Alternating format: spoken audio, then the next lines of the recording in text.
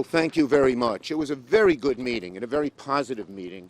There was a large amount of agreement around the table that we must do Ukraine and we must do border.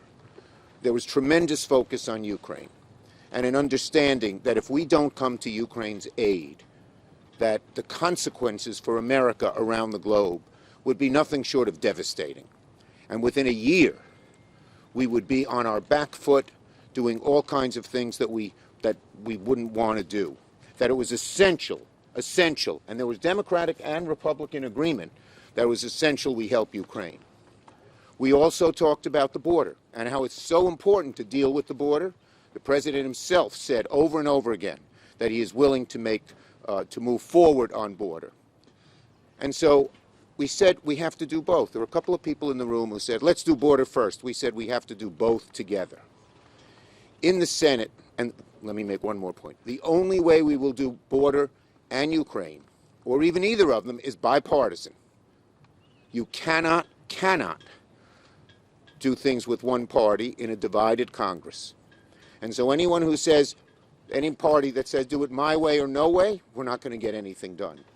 And I think there was broad agreement in the room that we had to do this in a bipartisan way. Speaking in the Senate, we are making really good progress.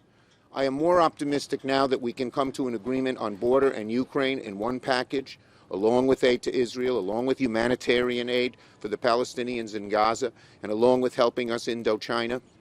I am more optimistic than ever before that we'd come to an agreement. I put the chances a little bit greater than half now, and that's the first time I can say that. And so we hope to fund the government this week, and then if we can come to an agreement, we haven't come to an agreement yet in the Senate, move very quickly on the supplemental very shortly thereafter.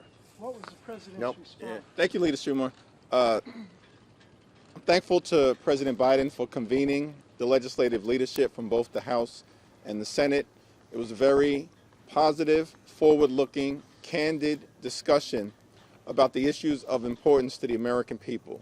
First and foremost, that funding the Ukrainian war effort is in America's national security interests. And it's important that we sustain the effort, not simply just for the good of the Ukrainian people, though they are allies of the United States, and that's incredibly important, but it is urgently necessary that we continue to support the Ukrainian effort for the good of the free world, for the good of democracy, and for the good of America's national security interests.